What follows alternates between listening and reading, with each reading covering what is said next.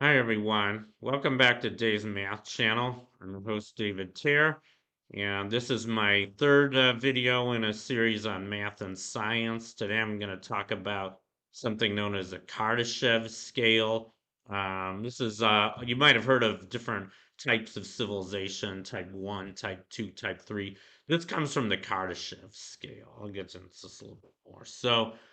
Here's the Kardashev scale. I don't know if you can read all this, but um, basically, type 1, we're not even a type 1 civilization yet. We're still a type 0 civilization. A type 1 civilization would be a civilization that has complete access to all the energy output of its entire planet.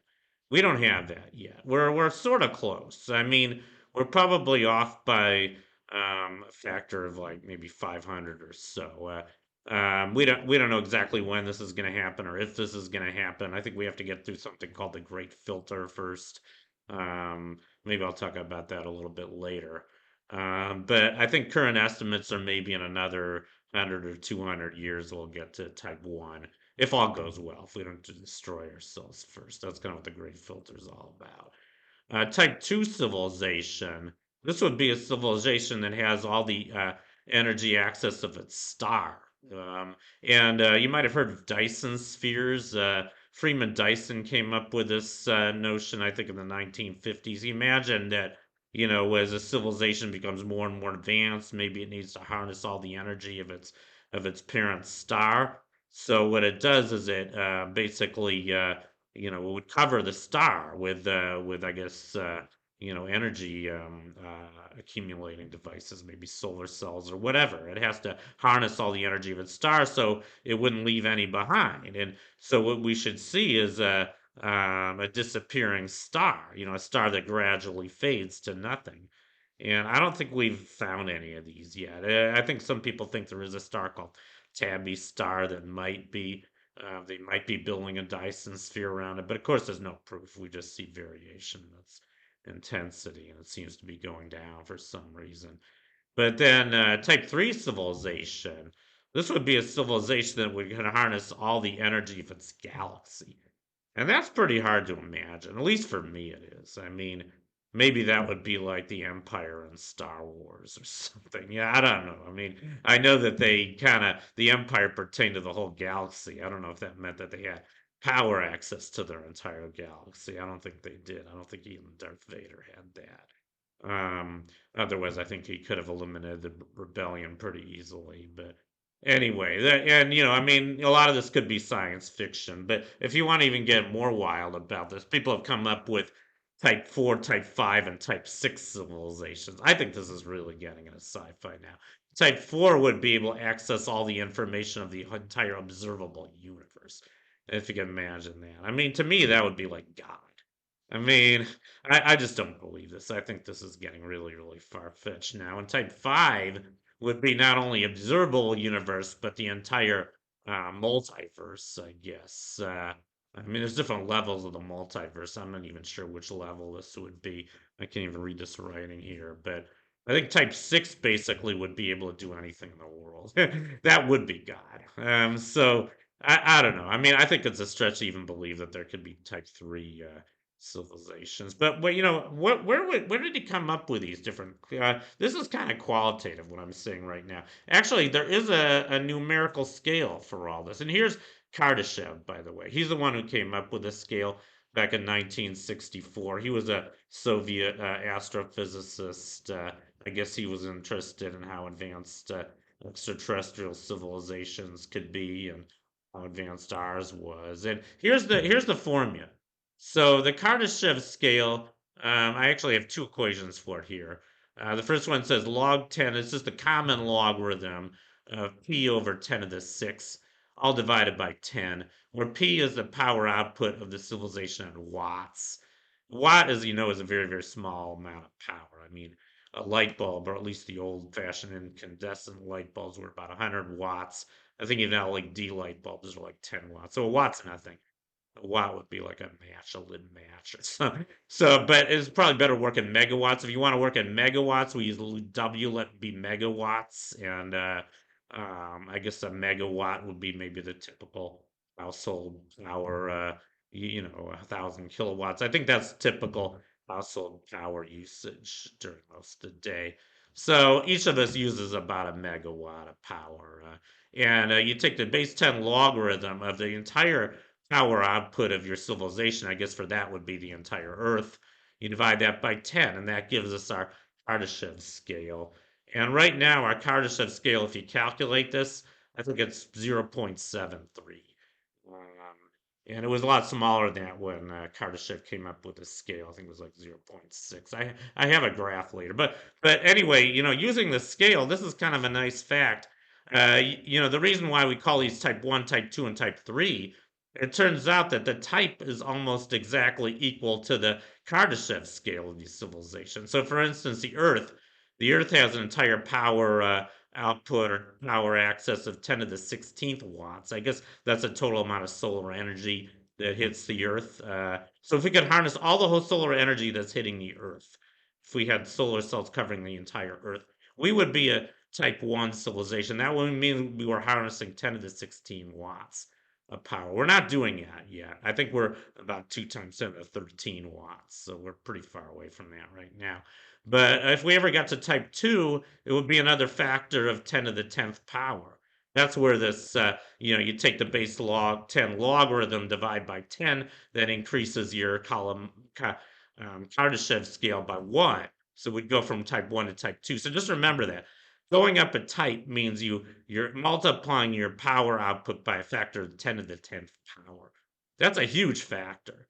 So we'd have to go another 10 to the 10th times as much power output to get from type 1 to type 2. And that would be equivalent to the sun. The sun actually has a power output of 4 times 10 to the 6 watts. I guess they just round it to 10 to the 6 here. We don't really care about you know, orders of magnitude so much. You know, I mean, this is a kind of rule of thumb. I mean, we're just doing order of magnitude estimates here. So for all practical purposes, we can say the sun has a power output of 10 to the 26 watts, even as those a factor of 4 times more. But then what about the Milky Way galaxy or a typical galaxy? Well, you guys probably know that a typical galaxy has about 100 billion stars, at least the Milky Way does. I guess 10 billion is another factor of 10 to the 10th. 10 billion is 10 to the 10th. So maybe we're stretching it a little bit. Maybe the galaxy should be more like 10 to the 37th watts. But, you know, like I said, this is rule of thumb. So I guess, you know, roughly speaking, with an order of magnitude or two, type 3 civilization would have a power output of about 10 to the 30. I guess by column Kardashev scale, it would be 10 to the 36 watts. But maybe if you want to harness your entire galaxy, depending on how big the galaxy is, you might have to be type 3.1 or 3.2. But anyway, you get the idea. So, and then this graph is kind of interesting. This graph actually shows you how our Kardashev scale has been increasing. And I guess I was wrong when I said earlier. This goes from 1900 till I guess they projected out to 20, looks like 2030. They don't even project it that far in advance. But what you'll notice in this graph, until about 1970, I'd say, from about 1900 to 1970, the world power output was growing roughly exponentially, according to this graph. So we went from a type zero point 0.5, it looks like 1900 we were 0.58 about. And then by 1970, we got up to type 6, it looks like 6.8. And now we're about 7.3. But another thing you'll notice is that we've slowed down. This shouldn't surprise you guys too much. I mean, as you know, we're running out of energy resources. We have been since the 1970s. You know, I think the first big indication of that was the oil crisis in 1973. You know, people used to. I mean, I remember this. I remember until the you know, the oil embargo in '73. Everybody was imagining we were just going to keep growing exponentially in our power output, and then we'd be like the Jetsons by now. You know, I mean, people thought things like that. We'd have flying cars. You know, we'd have you know, homemade rockets to the moon. You know, I mean, that might have happened if our power output kept increasing exponentially the way it had up to about 1970, but that didn't happen because we started running out of fossil fuels and other natural resources. You know, of course, we have other energy resources like nuclear power and solar power and wind power, but they're not allowing it to grow exponentially anymore. I think it's not going to grow exponentially again until we get fusion, till we have like working fusion power plants. Then it probably will grow even faster and exponentially. But I think once we have like fusion, I think we're going to pretty quickly get to type one actually. But anyway, I just thought I'd show you that. But actually, there's another measure of how advanced a civilization is. It's not just power output. And this guy here, Carl Sagan, I'm sure you guys recognize him. He wrote a book in 1973. It was called The Dragons of Eden. And he came up with, he talks about the Kardashev scale in his book, but he actually came up with his own scale. And it's not based on power output, it's based on information mastery, how much access to how many bits of information our civilization has. And even though our power output's slowing down, our information access is growing really, really fast. I mean, and that shouldn't surprise most of you guys. I mean, we started having PCs by the mid 70s, and now we have the internet. And I'll just show you what's happened. So first, I have to define. So I came up with this formula myself, but it's basically Carl Sagan's formula. I just translated it into a mathematical equation. I don't think Carl Sagan wrote down this equation, but he implicitly uses it. So here's my formula. It's kind of a similar formula to the Kardashev scale. Now I'm calling this S for Sagan. So S I'm defining as the common logarithm of I, where I is our information access in bits. I don't know why Carl Sagan used bits rather than bytes. I guess it was kind of before PCs and people weren't really using bytes that much yet. Uh, but that's how he defined it. And then you have to subtract six because I guess 10 to the six bits would be like, what's interesting to me, maybe I should back up a little bit. What's a type zero civilization? I probably should have talked about that. Type zero would be primitive man. Like when we were hunters and gatherers, before we started building a civilization, we were just kind of part of nature. Uh, then we only had access. We only were our power output was only about 10 to the sixth watts, a megawatt. The entire think about that. That's a typical household power output today. So just a typical household was is using today the same amount of energy, the same amount of power as the entire all of humanity in primitive times. Pretty amazing. And it kind of makes sense. We were just using our muscles, right? We were just hunting and gathering food and killing animals. We did everything with our hands and our feet, and that's as much power as we could get. I think the same thing. So according to that scale, the Kolmogorov, the car, what is it? The um, Kardashev scale during primitive times was zero. And similarly, I think according to Sagan's scale, during primitive times, our information access, according to the scale, was zero, which means we had access to about 10 to the 6 bits. That's like a megabit.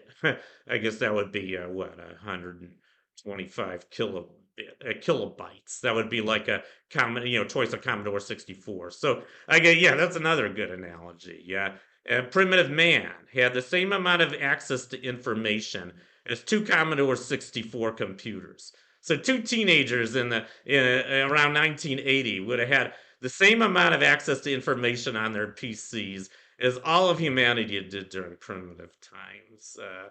Pretty amazing, and like I was saying, it's been growing really, really fast. In 1973, it wasn't even that big. We were still. And he used a letter. That's the other thing I want to say. I guess he thought it was kind of clever to use a number for the Kardashev scale and a letter for his own scale. So you could classify civilization with two numbers basically. It's Kardashev scale of how much power output it was using, as well as its Sagan scale of how much information it had access to. So when Carl Sagan wrote The Dragons of Eden in 1973, human civilization, according to his classification, was zero point 0.7 H. H isn't very big. I mean, H is what is that? That's 7 on the Sagan scale.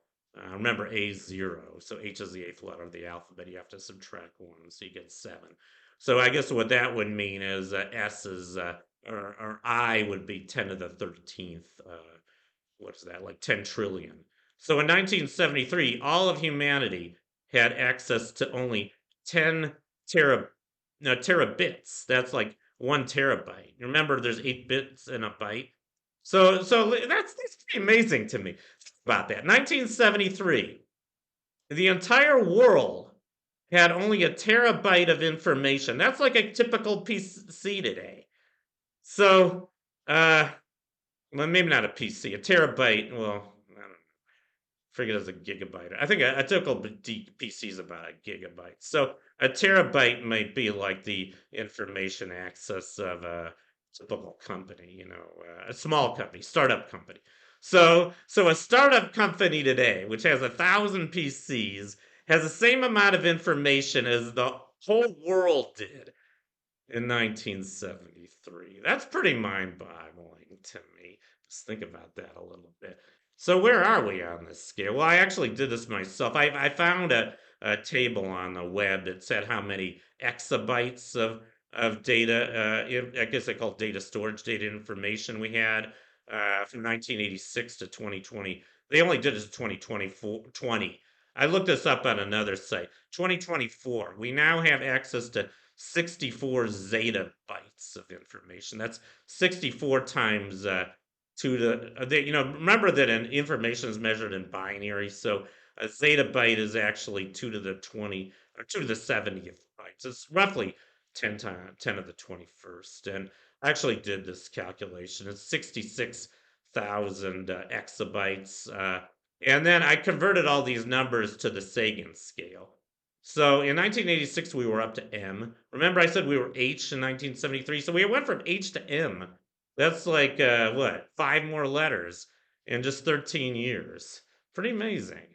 And I think that was mostly due to PCs. We didn't even have the internet yet in 1986. And then we've been growing very fast. I mean, by 1995, we've been growing roughly by a factor of 10 every 7 years or so. We went from M to N from 1986 to 1995. Then we went to O in 2000, P in 2007, Q in 2014. I don't know what happened between 2014 and 2020. Apparently, we didn't grow very much. Maybe because we reached the end of Moore's law.